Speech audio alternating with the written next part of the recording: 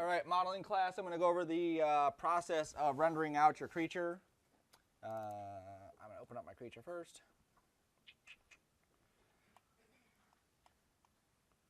Come on. Oh, which software am I in? Zbrush. Zbrush, right. There we go. I can remember my hotkeys. There we go. That should work. Why aren't you working? Maybe it should work.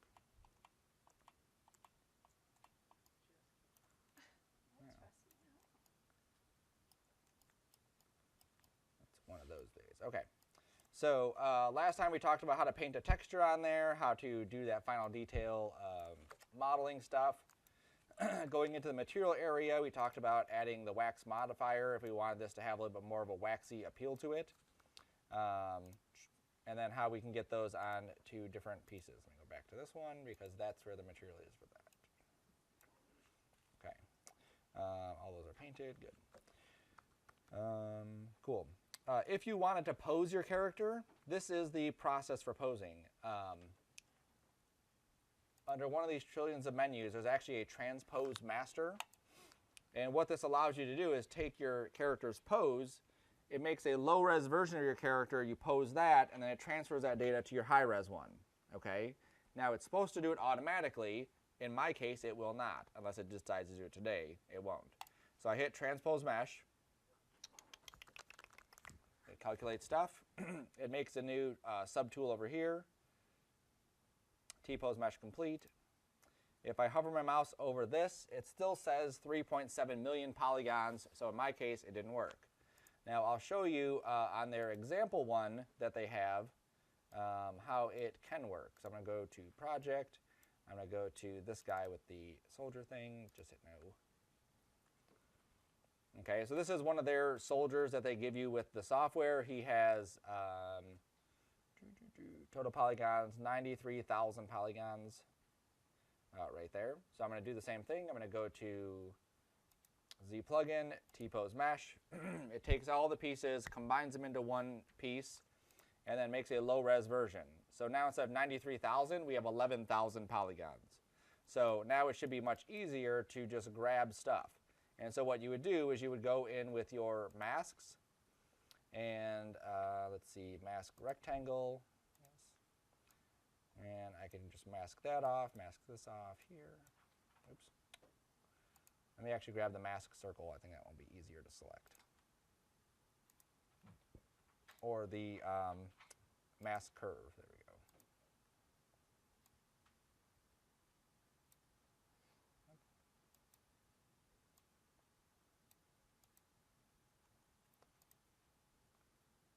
Lasso, that's what I wanted. Sorry. There we go. So this one, I can just lasso like this, and I grab everything. And then I would just go into my rotate. I would adjust the pivot so that it's basically in a spot where it would rotate from. So I'm unlocking it. I'm moving it up to where the elbow is. There we go. I unlock it. Oops.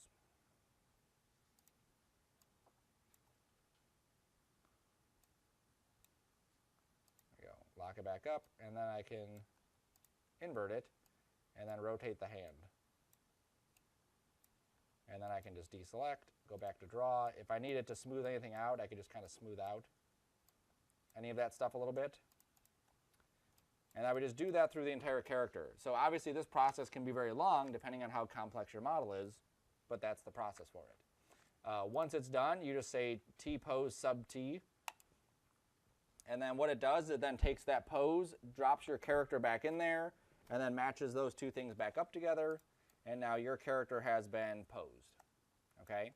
So it's simple, pretty straightforward, but it's just time consuming is the big thing. Okay?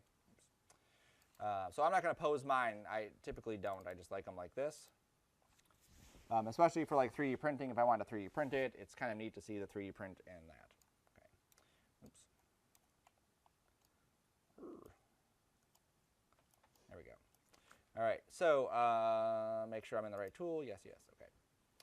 So the way we render stuff out is under render, there is a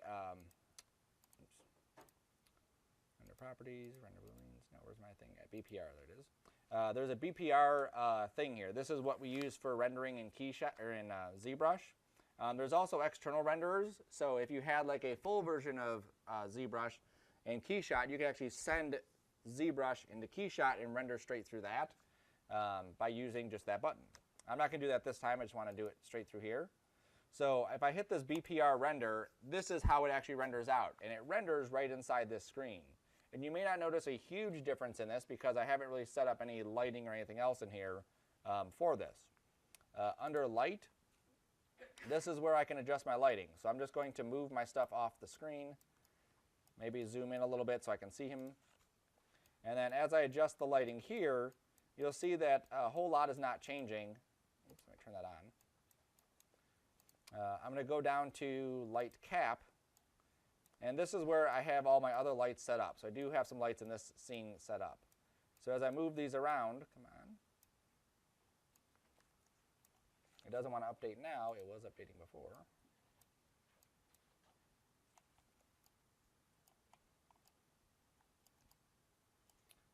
Let's go back to render. I'm going to take this whole window and just drag it into this area.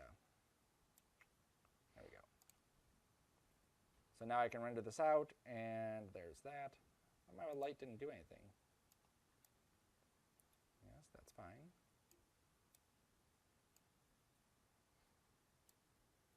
My lights are not playing nice. There we go. Started updating.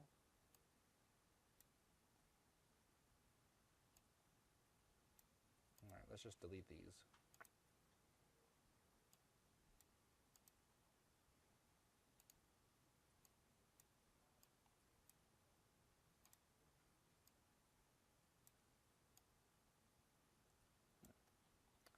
None of my lights want to adjust. I'll go to new light. Yes. Well, on your station, you will get a light. Let me go to an older version.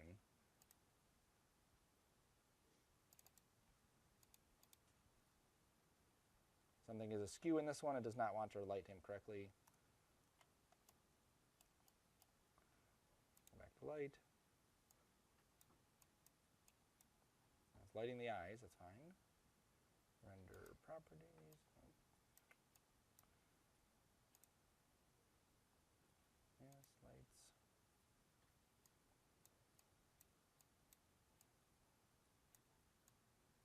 And for whatever reason, the skin doesn't want to update, but that's fine. We'll just ignore that for now. The lighting would update typically when you play with it. So you can adjust your lighting here. You can adjust things like the light cap, yes. Specular. There we go. The strength of the light. The strength of the shadow for the light, opacity, fall off, all these things typically do update while you're doing this, while you're screwing around with it. They will typically update on the actual model. Again, for whatever reason, today it's not updating on mine.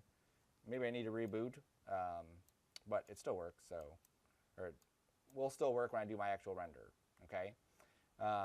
Again, a lot of the stuff is very easy just to kind of go through and adjust. Here's the lights fall off, here's the aperture of the light. So again, just kind of like a working together with the fall off is how these two things play together.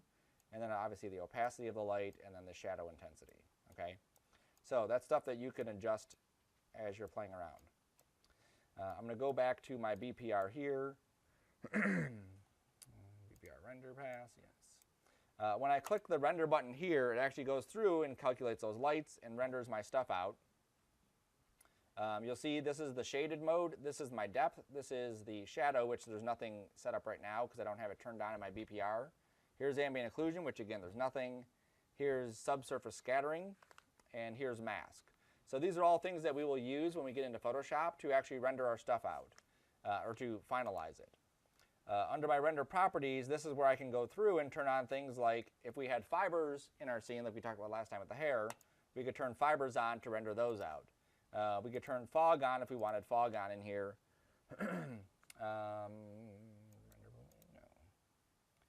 Render AO, there we go. So I'm turning my AO up. I want to make sure my shadows are on.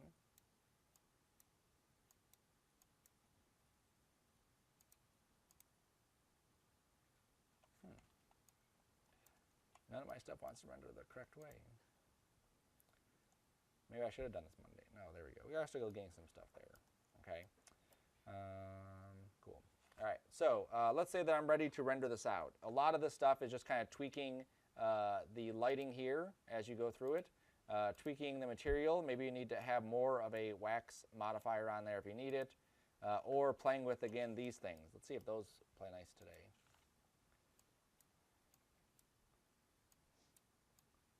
See, it's not updating anything on my actual character. It should be updating all that stuff.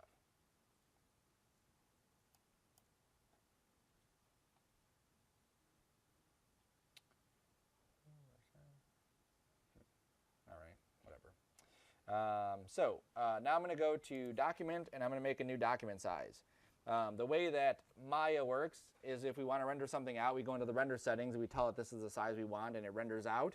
ZBrush doesn't do that. It renders out whatever is in the screen. So our document here, this screen is our document.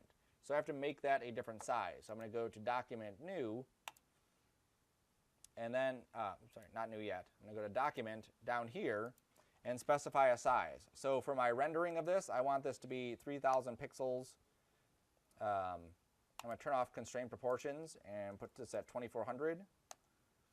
And then I'm going to say New. All right, so now we'll go to New Document, say document has been changed, we have to save, changes, no, I don't need to save anything. It gets rid of my creature, and then I just draw a new one on here, hit T so I can edit it, and then, oops, it's not playing nice today. Document, let's try that again, 3,000, 2400. Oh, resize, that's the button I forgot. Yes, I would like to resize. He gets a little bit distorted, that's fine, because I'm just going to go to Clear. Then I draw him back in here. Nice. And now I rotate him around. So now my document will be 3,000 by 2,400 pixels when I render it out. So I'm going to set him up in a fashion like I said last time, where I have him in the center, and then I have like a version on each side. So I have one there. I'm going to turn off Draw. Oh, switch to Move. Oh, sorry, switch off Edit. And then draw another one. Switch back to Edit here. And then rotate. And I'm just zooming in and out. I'm not scaling him. I'm literally just like zooming in and out to adjust the camera. And then I'll rotate that around, scoot him off to the side. And it's hard to see, I'm sure, on the projector. There's a little line that's going right along the bottom of my screen right here. I'm using that as my ground. You could also hit Floor and specify probably in the Z direction. Yes, there it is. And that's where my floor is going to be. So as I line him up, I can use it as my lineup for that. Okay, so I'm going to hit Edit again because those two are in a good spot. I'll grab this one. I'll hit Edit, rotate it. Spin around. There we go. It's lined up pretty good, maybe a little bit smaller.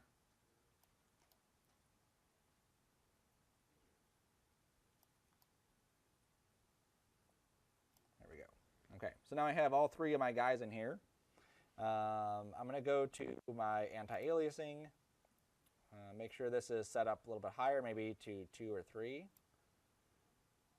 Go to my render properties. Turn on ambient occlusion so I get that. I don't know why my shadows are not showing up. They show up here, but they don't show up in the render, which is weird. And then I'm going to go back to my BPR and then turn on BPR.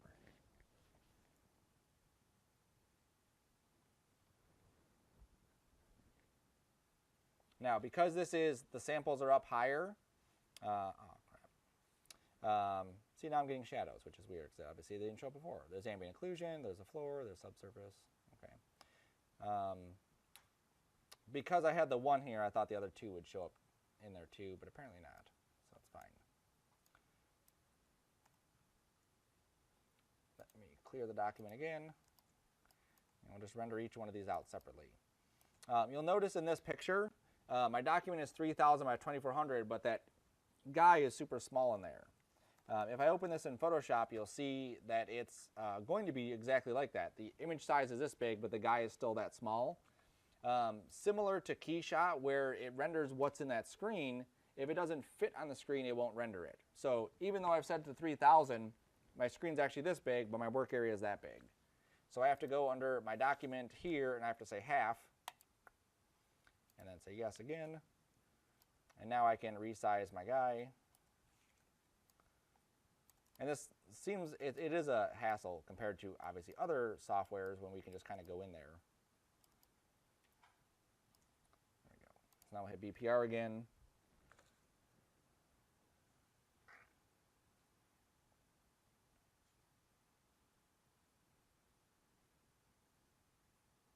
There we go. All right, now it's still not filling it, so I'm going to zoom in even further. Even if he's cut off, that's fine. I just want to make sure I'm close enough so that when I do render, he actually gets rendered. Oops.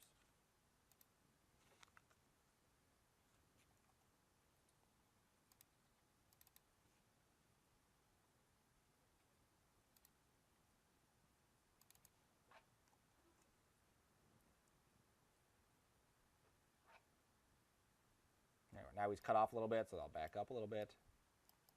If my screen resolution to project was not as small as it is, this wouldn't be as much of an issue. But because my screen shrinks itself down so that it can project, it does that.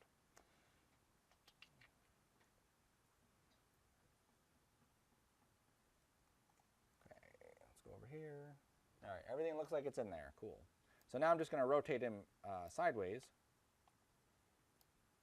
and move him to the middle. Now I want to save each one of these out so that I can utilize that. So I'm going to click on each one of these and put these into my folder. And again, this is like a weird way to do stuff compared to how we've been doing it. It's just how ZBrush works.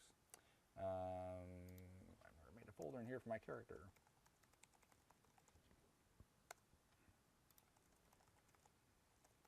So I'm going to call this Creature Beauty Front. I'm going to go to the depth, and I'm going to do the same thing. Instead of it being called beauty here, I'm going to call this depth.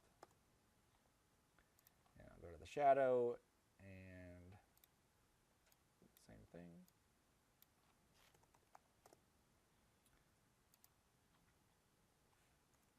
Oops.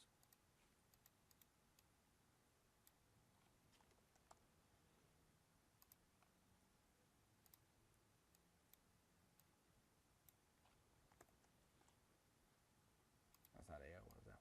Mask.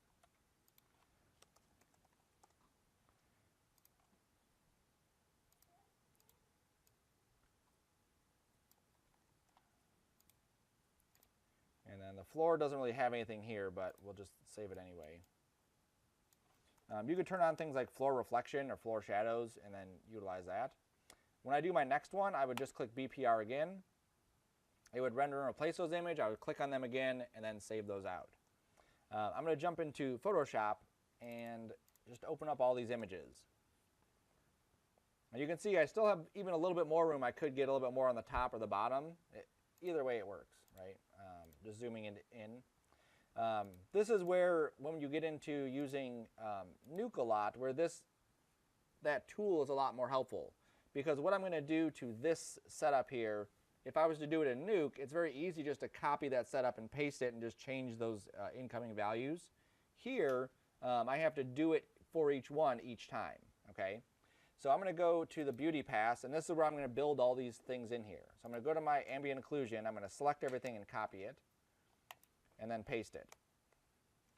Then I'm just going to change the mode to multiply, and then you can see the before and after. It's subtle, but it is there. Okay, if I want it more apparent, I can put a levels on this and adjust that further, especially when I'm trying to create a certain look to that. So here is the before, there's the after. Okay, he is not that mean, so he will not have that. There's the depth. I'm going to copy that. I'm going to paste it. I will not use the depth for actual depth. I'm going to turn that off. I'm going to go to the floor. You can see there's nothing there, so there's no point in copying that. The mask I'm going to copy. I'm going to paste that in here. I won't use the mask for like a multiply or anything like that. I'll start closing these two. So I'm just combining all these into the same environment. Oops, don't close that one. Okay.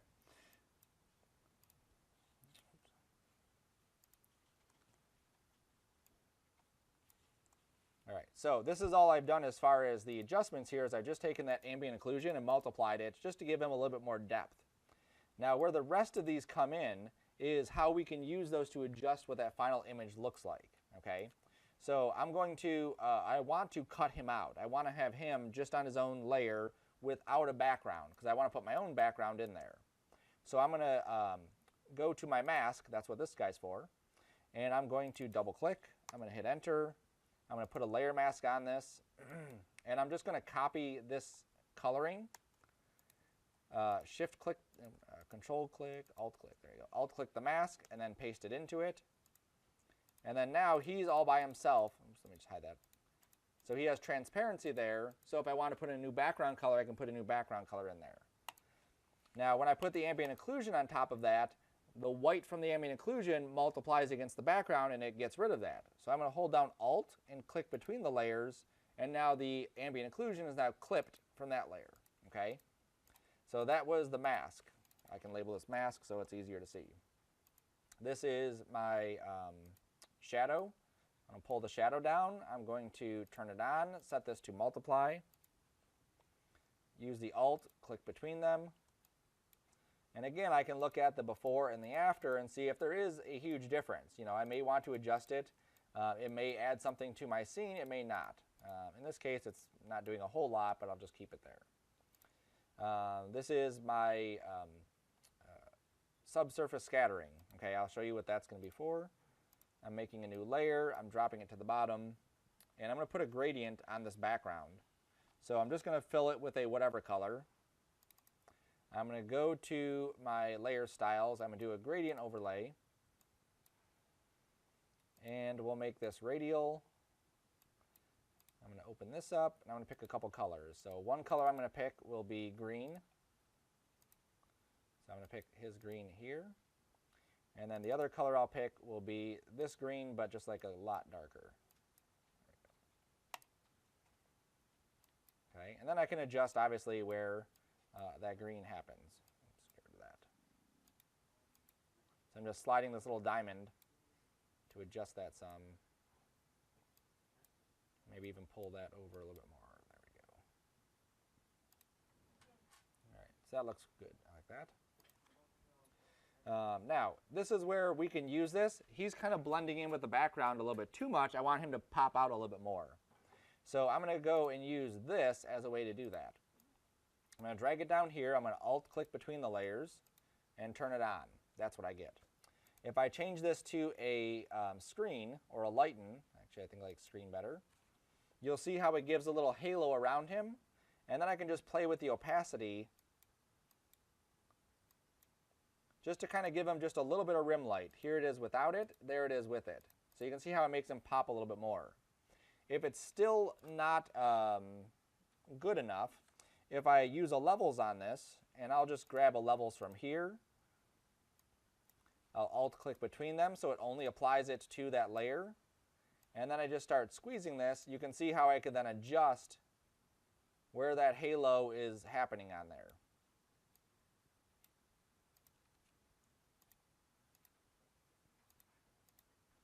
Okay, so it just helps kind of pinch that a little bit more. Oops, it's too dark. Pulled it up a little bit. Pull this in. Pulled it in there. Okay. Now I could also, let's say I like the way it looks on the head, but the legs are a little bit too soft. I can still put a layer mask on here. I can go to my brush. I can zoom in and make sure I have a low opacity on this. Too low. And now I'm just painting in basically black on that mask to get rid of some of that haloing effect that we were getting on the legs. Maybe I can be a little bit more aggressive so we can see this a little bit faster. a little bit more aggressive. There we go. Right, so here it is without that, here it is with it. You can see how that just makes it pop a little bit more from the background. Let's see, what else do we have left? We have depth, okay? In this case, I don't think I'm going to use depth at all for this one. I could use depth. I'll show you how I use it. Let's say that I had an effect on here like hue and saturation, and just to be crazy with this, I'm going to go with something like that. It's crazy. I'm going to alt-click it so that it is locked to the alien, so it's between those two layers. And on this thing, that's where I'm going to paste that depth channel. So I'm going to select it all, alt-click the mask, and paste it. And what that does is the white part of it is where that hue and saturation is affecting, and the black part of it is where it's not.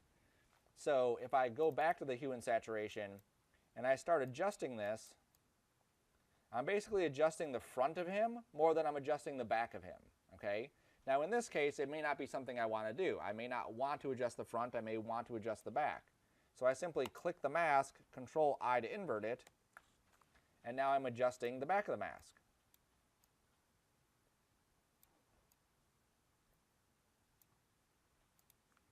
Okay, so now we've taken our rendering from, let me just copy this to the top here. And I will get rid of, I guess I can leave that there. Okay, so here's our original one. There's the adjusted one. So you can see there's a huge difference in just those two things, just by doing all of this. Now, like I said, because I did that to the one, when I do this side, I have to then go through all of these and do the same thing. So this will be side, and then this will be depth.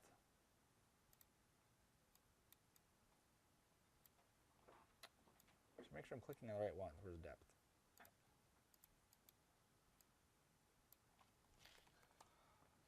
And then shadow, and so on. So what I would do is go through all of those, and then I would just copy it into this one. So I would have basically left side, front, and the right side, or sorry, back, front, and right side. So by the time you're done, you have all three sides of your character there. And then I would do one that is just the head. So I would get really close.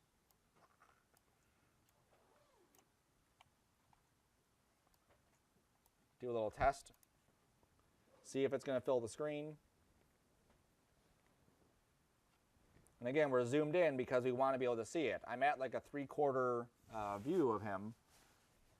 You could do a front on if you wanted, but this is typically going to be a better angle anyway.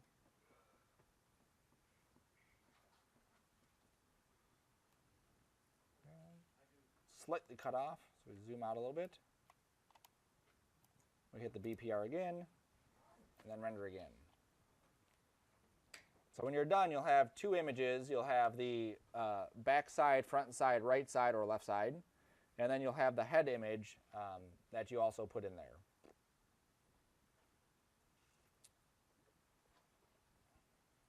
Let's see. That's pretty close. So I'd probably zoom in a little bit more and get more of a torso area, get the hands out of there. It's going to look weird with that. And then just for extra stuff, let's say you want to do a 3D print of this at some point. I'm going to go to my subtool here. If you get me the model next week, so sometime next week, I'll set it to print. And then we can have them ready for the final week when we do our demo reel stuff. Okay. Otherwise, we're not going to have time to do our thing. All right, so here's the model. I need to combine everything into one, so I'm just going to merge and merge. So I should be able to merge visible. This is what we tried the other day. It didn't work. It still doesn't work. That's weird.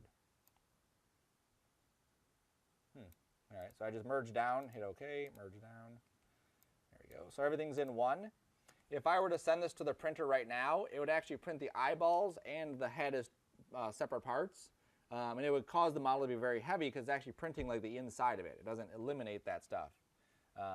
It's very weird. I mean, it prints the eyes inside there, but it's just everything is connected. So I would go to my geometry. I would go to Dynamesh. Make sure this is up high enough. I have about 3 million divisions. So when I Dynamesh this, there we go. I should make sure that I have 3.5 million, which is pretty close to where it was, divisions left. Now I've made sure too, but as I'm modeling this, that the feet are nice and flat, so that when I do print it, he should stand up. Same thing with kind of looking at the weight of him. I made sure that no part of him was maybe too far forward or too far back. As well as I could inside the screen, balanced it as best I can. Okay, when it prints, he may be front heavy or back heavy or side heavy and fall over. It's just a matter of testing it and seeing.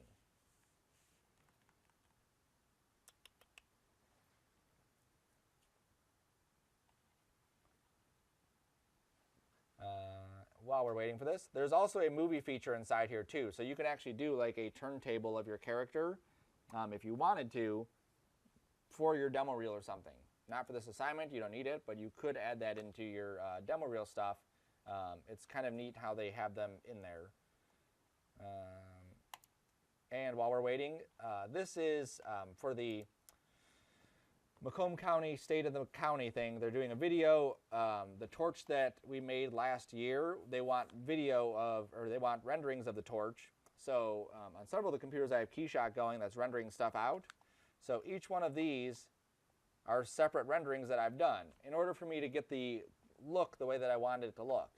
So instead of me having to go through Photoshop or After Effects and set all this stuff up, doing it in here, I simply set one up, copied it, copied it, copied it, copied it, copied it, and then just changed what files it was connecting to. And then as I render them out, same thing. So always think about that as you're looking at what your stuff looks like. There's always some polishing that can be done to it. Okay, now my lighting's working. Look at that.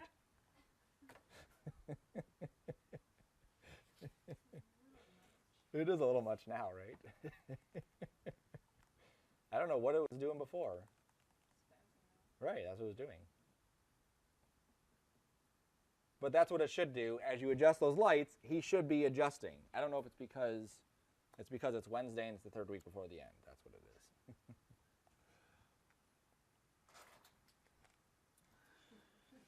And the way that we painted this guy inside of Zbrush, we added some basic colors, then we added colors on top, then added colors on top and kind of blended everything. If you were to take the model and actually paint it, like airbrush it, you would do the same thing. You would simply just use layers and layers and layers to blend all the stuff together. And once he's done, and even the, I mean, it won't pick up every single detail that's on here. So all the skin pores, it probably won't pick up each skin pore that I have, but it will have some pretty good detail on there.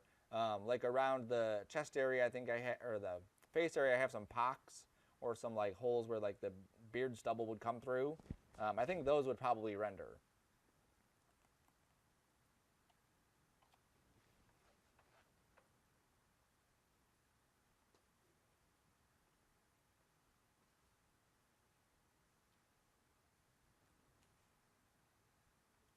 This seems to be taking forever, doesn't it? It does.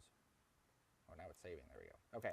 So I've dynameshed it. That means that everything is all part of the same object. I'm going to turn off, just so I don't go blind, I'm going to turn off the coloring here and pick a brighter color and turn off my lights. Which one is it reading? Not that one. It's reading the ones that I said it should be reading. So weird. And now it won't work. The lighting won't update at all, probably. Oh, there it goes.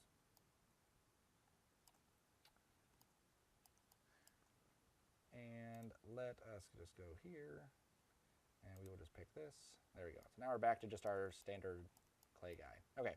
So I've dynameshed everything, so all the pieces are actually joined together. Where the eyes are, where the skin for the eyes are, whatever was behind it is gone. It just puts those pieces together, same, just like we did for the wrist. If I needed to, I would go back to my trim curve, Control Shift, drag this across. Wherever the dark line is, that's where it's going to cut. So I would just make sure that the bottom of his feet are completely flat.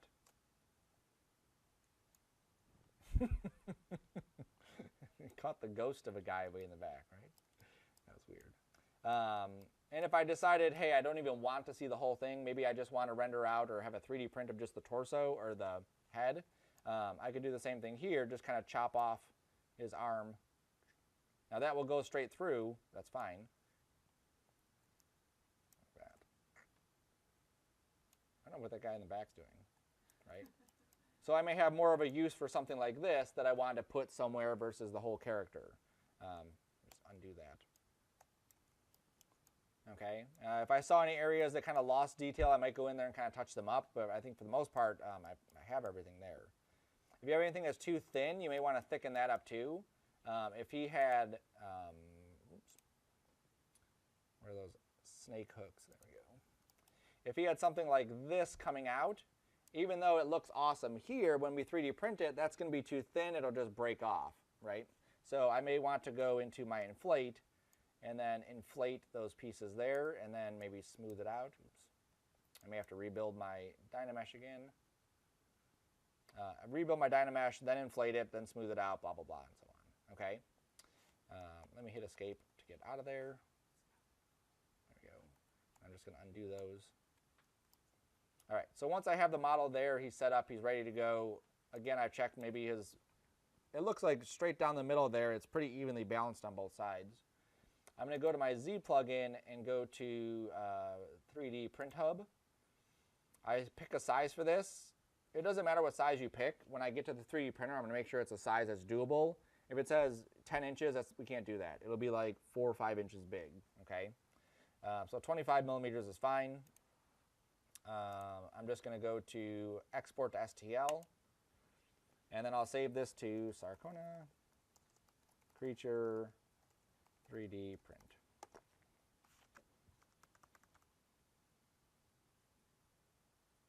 And sometimes when I do my regular 3D prints, I'll bring them into ZBrush, use Dynamesh on it to combine everything because Booleans doesn't work, and then I will go through and export it out. When I did my original torch model, one of these things, it's not like the other, not that one, this one. Some of the pieces wouldn't connect together nicely, like the top of this and these. So I actually had to bring that into ZBrush, do a Dynamesh so that they would merge nicely, and then send that out to print. Just part of the fun. Cool. All right, so when you get finished with this, you should have 2 files. One is your front, back, and side view, similar to this. And then your other one is your headshot. And then you have your ZBrush file. And then if you want it 3D printed, then turn in the 3D print. Cool, questions?